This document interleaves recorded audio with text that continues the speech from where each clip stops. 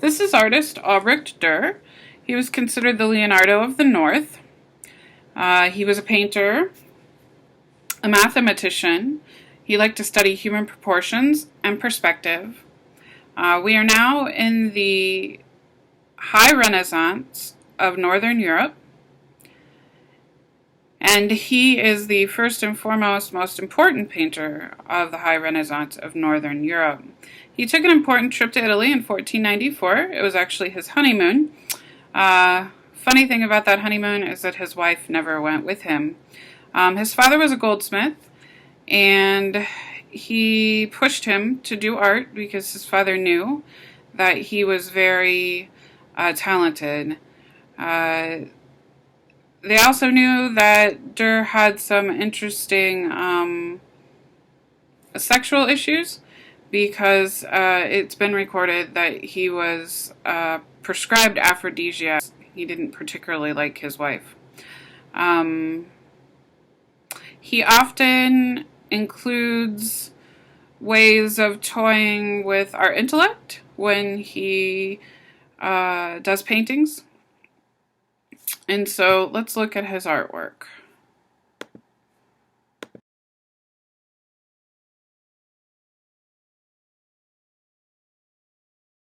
The first artwork that we're going to look at by Albrecht Dürer is the Four Horsemen of the Apocalypse.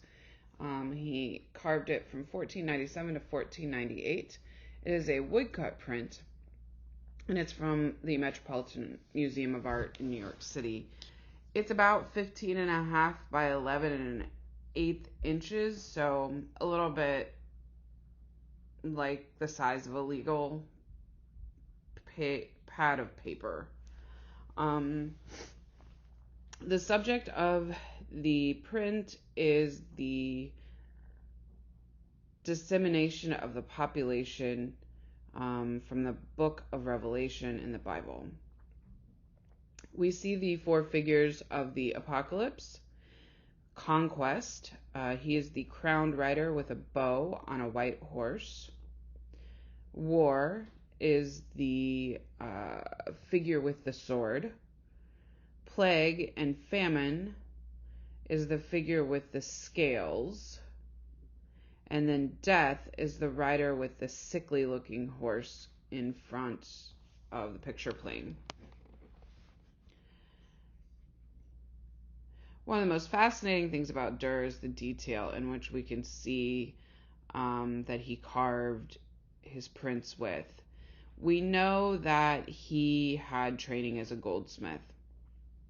And so you see this incredible amount of detail that would have been common for goldsmiths or common for metal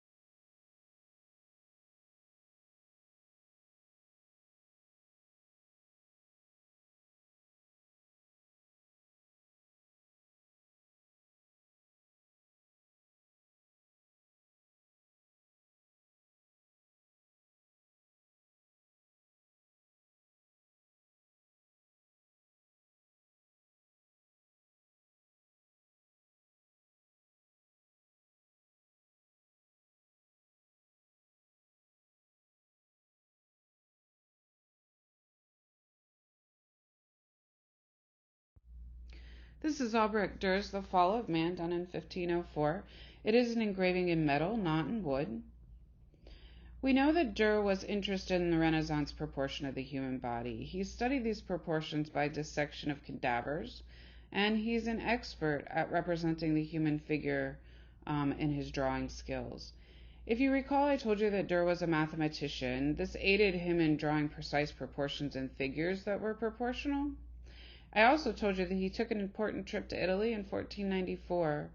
We know that, like Da Vinci and Michelangelo, he looked at Greek and Roman sculptures from antiquity as sources for his works of art. The Adam figure is based on the Apollo Belvedere, and the Eve figure is based on the Venus de Milo. In this way, he was like the Italian artists. He made his fortune in printmaking. We know that he traveled a lot, and so that fortune in printmaking was something that he used as a way to advertise his skills. Remember, he's Catholic. He has Protestant sympathies, but he is now competing with the Italian artists for commissions because the Protestant church is no longer commissioning works of art. And so in this conundrum that he's in Germany, he decides that he's going to use his printmaking as a way to advertise his skills. He's a brilliant man, and he has excellent business strategy, very much like Van Eyck had excellent business strategy as well. In some ways, I think that Albrecht Dürer was almost more interesting than Michelangelo or Da Vinci because he's able to combine the skills of the Italians with the skills of the Northern Renaissance artists to create his own unique style. A style that I would suppose you could say is based on somewhat of a perfectionism. Like, he is the most realistic artist right now that you can get out there because he's able to use social symbolism within society to communicate information. What do I really mean by that? So he combines that Northern European surface description with the disguised symbolism.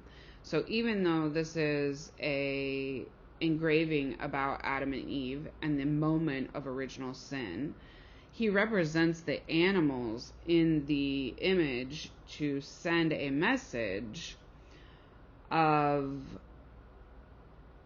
original sin being connected to sickness. The animals have representation of sickness. So the rabbit is at Eve's feet and represents lust, optimism, and blood. The ox, which is standing behind Eve, represents phlegm. If you think about what oxes look like when they eat, they have lots of spit.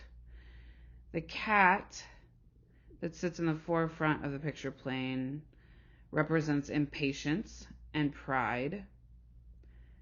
And the darkness around the image represents black bile. While those animals don't mean that to us today, they would have meant that to the people looking at the image way back in 1504. Remember that I told you Northern European culture is very different than I would say it's an interesting subset of culture within Western Europe.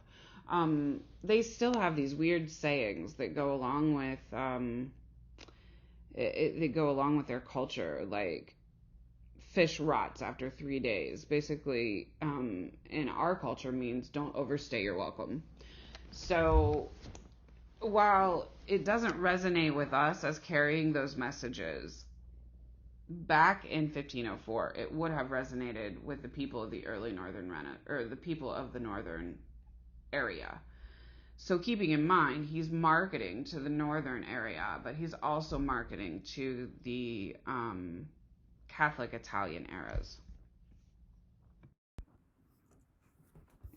So here we're going to talk about Albrecht Dürer's The Four Apostles. Durer paints this work of art without the security of a commission, and he paints it and presents it to the city's fathers for the city of Nuremberg's town hall. It was displayed by the fathers in the town hall, and remember that the town hall is a civic space. The painting showcased Durer's ability to individualize and humanize the four apostles. He very much wanted to display his ability to take a biblical figure and make them feel as if they were real people here on earth. He individualizes them very much so, and he places them within the painting based on importance. He shows Peter with the keys. John holds a book. Mark stands behind Paul, and Mark admires Paul. Peter is not quite savvy, and he is the favorite of the Catholic Church. Paul is actually the favorite of Martin Luther, and he paints the Bible being open to John 1:1, which is a passage about the sovereignty of the Bible. At the bottom of the painting, he states that the information about the Bible in German, which is Luther's native language. Remember, Durer is from the Netherlands, and so he would speak Dutch. So this painting very much aligns Durer with sympathies for the Catholic side of the Reformation.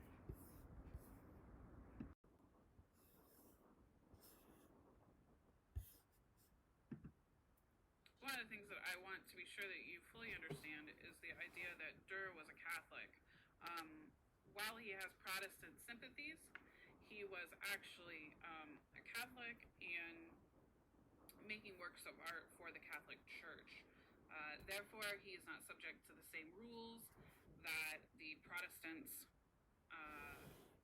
dictated within their churches. Protestant churches at the time were very plain.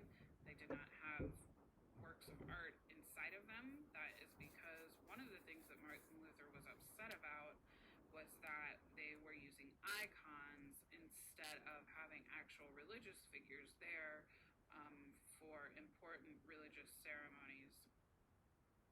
And that's why iconoclasm began. This painting is a what we consider pro-Protestant painting. It is a reflection of his sympathies for the Protestant Reformation in art. And that's why the people are very humanistic looking, they're very realistic looking.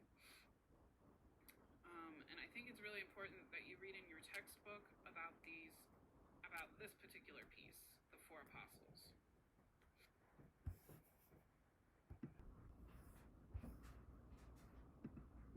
Okay, so what we're looking at here is the Eisenheim altarpiece. It was began around 1510, and it is a polytic. In other words, it has many panels that open and close. It reflects Catholic belief and doctrine, and we can see the lamentation on the predella. It was created for a monastic hospital, and it depicts Saint Sebastian. He's pictured on the left, and Saint Anthony is the abbot depicted on the right. Both saints were associated with the plague and disease and miraculous cures. And so this particular piece of artwork, being in the monastic hospital, would be a place for people to go when they had a loved one that was sick, and to kneel and pray in the chapel, or for the actual people who were sick themselves to go and kneel and pray. The outside view, which is what you're looking at now, or the closed view, is the one that people would see every day of the week. And so the one that people are seeing every day of the week is kind of morbid. It has a sense of preaching to the people who are ill that sickness is ugly and reflects original sin. The politic was placed in the choir of the church, and like I said, the church was next to the monastic hospital. It really was set as a therapy of hope for people who would visit to pray for the healing. The color has a sense of dissonance. The red is very shocking, and it's meant to get your attention as a viewer. And it's meant for the viewer to repent and contemplate their sins.